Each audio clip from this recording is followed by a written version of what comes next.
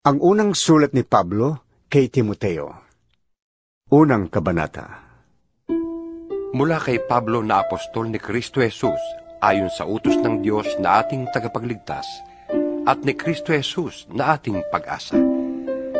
Kay Timoteo na tunay kong anak sa pananampalataya. Sumaiyo nawa ang pagpapala, habag at kapayapaan buhat sa Diyos Ama at kay Kristo Jesus na ating Panginoon. Gaya ng itinagubiling ko sa iyo, bago ko pumunta sa Macedonia, ibig kong manatili ka sa Efeso upang sabihan mo ang ilang tao diyan na huwag magturo ng maling aral at huwag nilang pag-aksayahan ng panahon ng mga alamat at mahabang talaan ng mga angkan. Yan ay pinagmumulan lamang ng mga pagtatalo at hindi nakakatulong sa tao upang matupad ang plano ng Diyos sa pamamagitan ng pananampalataya. Ang layunin ng tagubiling ito ay upang magkaroon kayo ng pag-ibig na nagmumula sa pusong dalisay, malinis na budhi at tapat na pananampalataya. May ilang tumalikod sa mga bagay na ito at nalulong sa walang kabuluhang pakikipagtalo. Ibig nilang maging tagapagturo ng kautusan, gayong hindi naman nila nauunawaan ang kanilang sinasabi at ang kanilang ipinagpipilitang ituro. Alam naman natin ang kautusan mabuti kung ginagamit sa tamang paraan. Alalahanin nating ang kautusan ay hindi ginawa para sa mabubuting tao, kundi para sa mga walang kinikilalang batas at mga kriminal, para sa mga hindi kumikilala sa Diyos at mga makasalanan, para sa mga lapastangas sa Diyos at walang hilig sa kabanalan, para sa mga mamamatay tao at pumapatay ng sariling ama o ina. Ibinigay rin ang kautusan para sa mga mahihilig sa kahalayan at nakikiapid sa kapwa lalaki, para sa mga kidnapper, para sa mga sinungaling, at mga saksing hindi nagsasabi ng totoo. Ang kautusan ay ibinigay para sa lahat ng mga sumasalungat sa mabuting aral. Ang aral na ito'y ayon sa magandang balita na ipinagkatiwala sa akin ng dakila at mapagpalang Diyos. Nagpapasalamat ako sa ating Panginoong Hesukristo na nagbibigay sa akin ng lakas, dahil itinuring niya akong karapat-dapat na maglingkod sa Kanya. Kahit na noong unay nilapastangan, inusig at nilait ko siya. Sa kabila nito'y nahabag sa akin ng Diyos, sapagkat hindi ko nalalaman ang aking ginagawa noong ako'y hindi pa sumasampalataya. Sumagana sa akin ang kagandahang loob ng ating Panginoon at ipinagkaloob niya sa akin ang pananampalataya at pag-ibig na natatagpuan sa ating pakikipag-isa kay Kristo Jesus.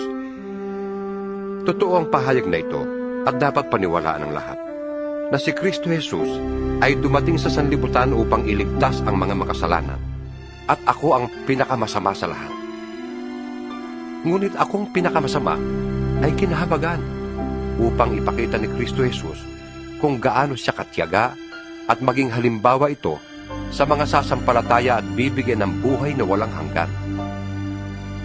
Purihin natin at walhatiin magpakailanman ang iisang Diyos, Haring walang hanggan, walang kamatayan at di nakikita. Amen. Timoteo, anak ko, ang mga bagay na ito'y itinatagubilin ko sa iyo ayon sa mga pahayag na sinabi tungkol sa iyo, upang sa pamamagitan ng mga ito ay masiglakan makipaglaban. Nataglay ang matibay na pananampalataya at malinis na budhi. May mga taong hindi sumunod sa kanilang budhi, at dahil dito, ang pananampalataya nila ay natulad sa isang barkong nawasak. Kabilang sa mga iyon sina Himeneo at Alejandro. Kaya ipinaubaya ko na sila kay Satanas upang matigil na kanilang paglapastangan sa Diyos. Ikalawang kabanata. Una sa lahat, ipinapakiusap kong idulog ninyo sa Diyos ang inyong mga kahilingan, panalangin, pagsamo, at pasasalamat para sa lahat ng tao, at para sa mga hari at may kapangyarihan, upang tayo makapamuhay ng tahimik, payapa, marangal, at may kabanalan. Yan ang mabuti at nakalulugod sa Diyos na ating tagapagligtas. Ibig niya ang lahat ng tao ay maligtas at makaalam ng katotohanan ito. Iisa ang Diyos at iisa ang tagapamagitan sa Diyos at sa mga tao, ang taong si Kristo Jesus, na naghandog ng kanyang buhay upang tubusin ang lahat. Ang katotohanan ito ay pinatunayan sa takdang panahon. Dahil dito, ako'y pinili upang maging tagapangaral, apostol, at tagapagturo ng pananampalataya at katotohanan ito sa mga hintil.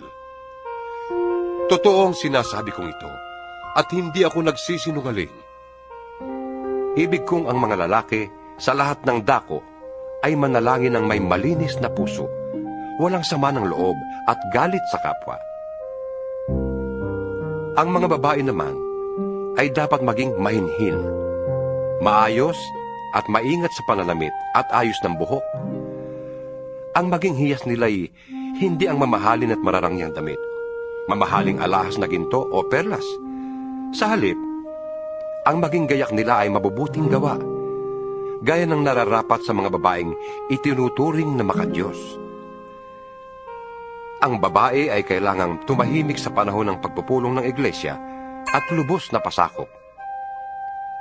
Hindi ko sila pinapayagang magturo o mamuno sa lalaki, kundi dapat silang tumahimik, sapagkat si Adan ang unang nilalang bago si Eva. At hindi si Adan kundi si Eva ang nadaya at nagkasala. Ngunit maliligtas ang babae sa pagsisilang ng sanggol kung magpapatuloy siya sa pananampalataya, pag-ibig, kabanalan at maayos na pamumuhay. Ikatlong kabanata. Totoo ang pahayag na ito, na ang nagnanais na maging tagapangasiwa sa iglesia ay naghahangad ng mabuting gawain. Kaya nga, ang isang tagapangasiwa ay kailangang walang kapintasan. Isa lamang ang asawa, marunong magpigil sa sarili, maingat, kagalang-galang, bukas ang tahanan sa iba, at may kakayahang magturo. Hindi siya lasenggo, hindi marahas, kundi mahinahon, hindi mahilig makipag-away, at hindi maibigin sa salapi. Dapat, mahusay siyang mamahala sa sariling pamilya, iginagalang at sinusunod ng kanyang mga anak. Sapagkat paano siya makapangangasiwa ng maayos sa iglesia ng Diyos kung hindi niya maiayos ang sarili niyang pamilya? Kailangang siya matagal ng mananampalataya, sapagkat kung hindi, baka siya maging palalo at mapahamak na gaya ng dyablo. Bukod dito, kailangang siya may mabuting patotoo sa paningin ng mga hindi sumasampalataya upang di siya mapintasan at hindi mahulog sa bitag ng dyablo. Ang mga tagapaglingkod naman ay dapat ding maging kagalang-galang, tapat mangusap, hindi lasenggo, at hindi sakim sa salapi. Kailangan sila'y tapat sa pananampalataya na ating ipinapahayag at may malinis na budhi. Kailangang subukin muna sila, at kung mapatunayang sila'y karapat-dapat, ay saka sila gawing tagapaglingkod. Gayon din naman, ang mga babaeng tagapaglingkod ay dapat na maging kagalang-galang, hindi tsismosa, mapagtimpi, at matapat sa lahat ng mga bagay.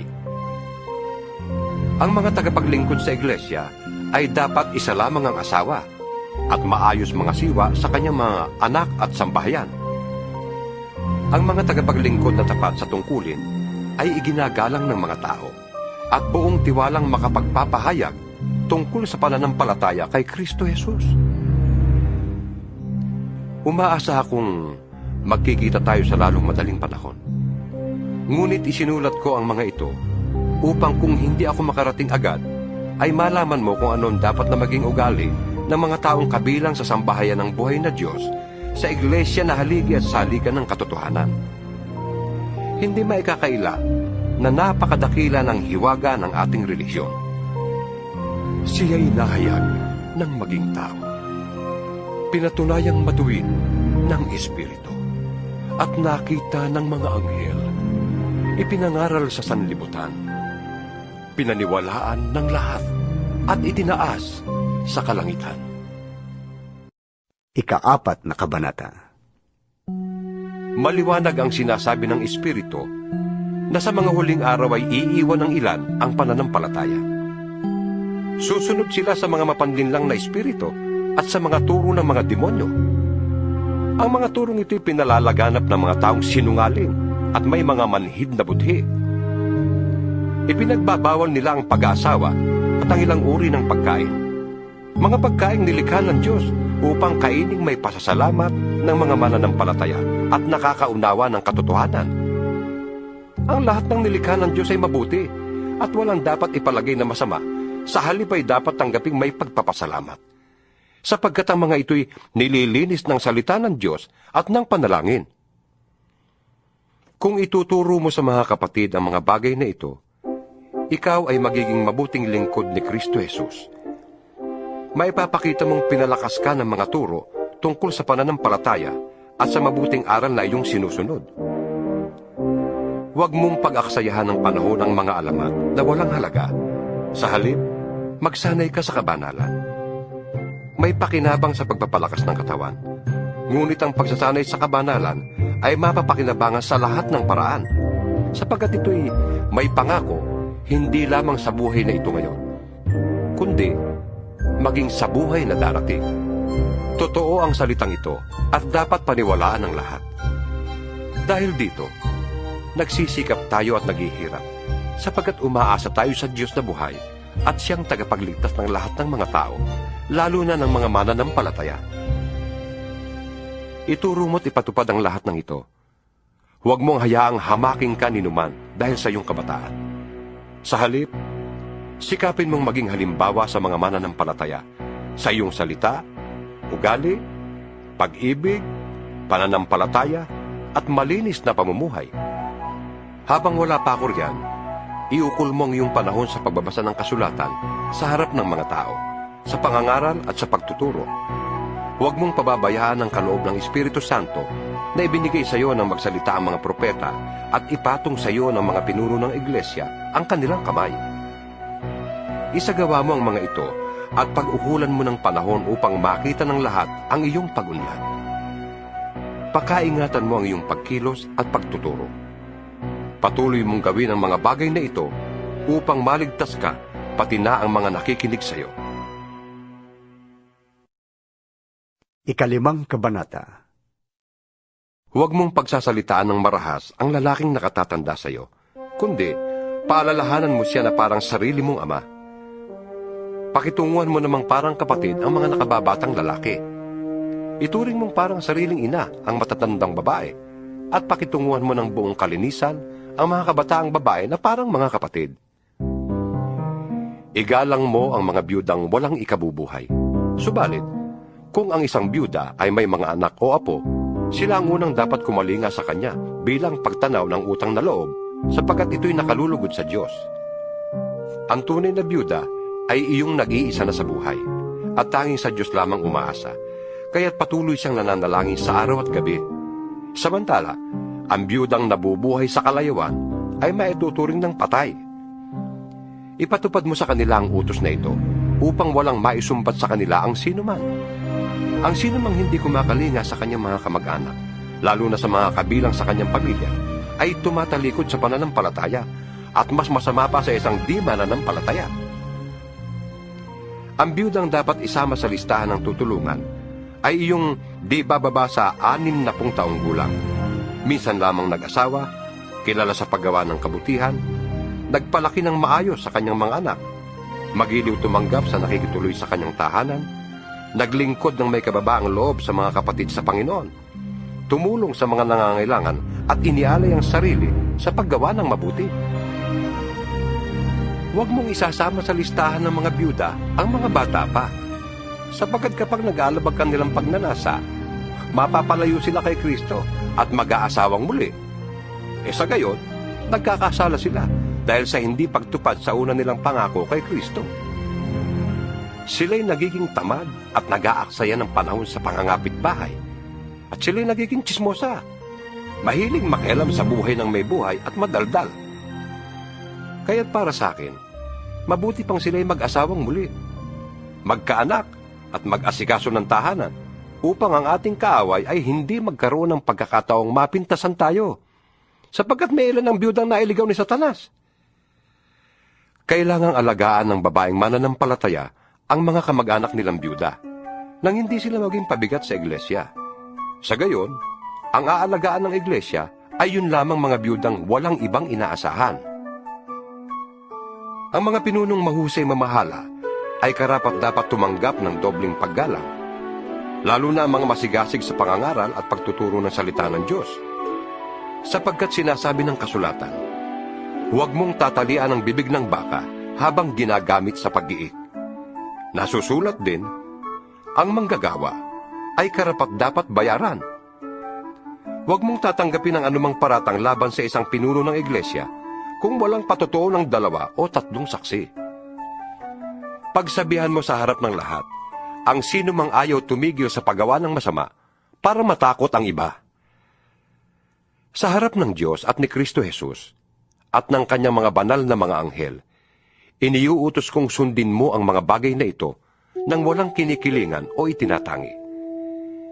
Huwag mong ipapatong agad ang iyong kamay sa sino man upang bigyan ito ng kapangyarihang mamahala. Ingatan mong huwag kang masangkot sa kasalanan ng iba. Manatili kang walang dungis. Huwag tubig lamang ang iyong iinumin. Uminom ka rin ng kaunting alak para sa iyong sikmura at dahil sa iyong madalas na pagkakasakit. May mga taong lantad na ang kasalanan bago pa humarap sa hukuman. At meron din namang ang kasalanan ay huli na kung mahayag. Gayon din naman, may mabubuting gawa na madaling mapansin. Ngunit, kung hindi man mapansin agad, ito'y hindi malilihim habang panahon. Ika-6 na kabanata. Ang mga alipin ay dapat magpakita ng buong paggalang sa kanilang mga amo para walang masabi laban sa pangalan ng Diyos at sa ating mga aral. At kung ang kanila namang amo ay kapwa nila Kristiyano, hindi sila dapat magkulang ng paggalang sa mga ito sa dahilang sila'y magkapatid sa pananampalataya. Dapat pa nga nilang pagbutihin ang kanilang paglilingkod, sapagkat ang pinaglilingkuran nila ay kaisa sa pananampalataya at pag-ibig. Ituro mo't ipatupad ang mga bagay na ito. Kung nagtuturo ang sino man ng ibang turo, at di sang-ayon sa mga tunay na salita ng Panginoong Hesukristo at sa mga aral tungkol sa kabanalan, siya ay nagyayabang, ngunit walang nalalaman. Sakit na niyang manuligsa at makipagtalo tungkol sa mga salita. Bagay na humahantong sa inggitan, alitan, kutsaan, at pagbibintang. Mahilig din siya makipagtalo sa mga taong liko ang pag-iisip at di kumikilala sa katotohanan. Akala ng mga ganitong tao ay paraan ng pagpapayaman ng relihiyon. Kung sa bagay, malaki nga ang mapapakinabang sa relihiyon kung ang tao ay marunong masyahan. Wala tayong dalang anuman sa sanlibutan at wala rin tayong madadalang anuman pag-alis dito. Kaya, dapat na tayong masyahan kung tayo'y may kinakain at may isinusuot. Ang mga nagnanasang yumaman ay nauhulog sa tukso at nasisilo sa bitag ng masasamang hangaring magtutulak sa kanila sa kamatayan at kapahamakan. Sapagkat ang pag-ibig sa salapi ay ugat ng lahat ng kasamaan. Dahil sa paghahangad na yumaman, may mga taong nalalayo sa pananampalataya at nasasadlak sa maraming kapighatian. Ngunit ikaw na lingkod ng Diyos, umiwas ka sa mga bagay na ito. Sikapin mong mamuhay ng matuwid, may kabanalan, pananampalataya, pag-ibig, pagtitiis at kahinahunan. Ipaglaban mo ng puspusan ng pananampalataya. Manangang kang mabuti sa buhay na walang hanggan, dahil diyang katinawag ng Diyos nang ipahayag mo sa harap ng maraming saksi ang iyong pananalig kay Kristo. Hindi uutos ko sa iyo, sa ngalan ng Diyos na nagbibigay buhay sa lahat, at sa harap ni Kristo Jesus na nagbigay ng mabuting patotoo kay Poncio Pilato. Sundin mong mabuti ng may katapatan ang mga iniutos sa iyo hanggang sa pagbabalik ng Panginoong Hesukristo. Siya'y darating sa panahong itinakda ng mapagpala at makapangyarihang Diyos, Hari ng mga hari at Panginoon ng mga Panginoon. Siya lamang ang walang kamatayan at nananatili sa liwanag na di matitigan. Walang taong nakakita o makakakita sa Kanya. Sa Kanya ang karangalan at kapangyarihang walang hanggan. Amen.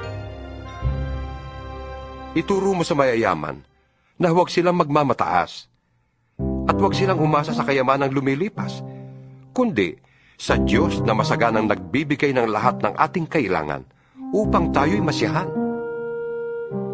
Turuan mo silang gumawa ng mabuti at magpakayaman sa mabuting gawa. Maging bukas palad at matulungin sa kapwa. Sa gayon, makakapag-impok sila para sa matatag na hinaharap at makakamtan nila ang tunay na buhay. Timoteo, pakaingatan mo ang ipinagkatiwala sa iyo.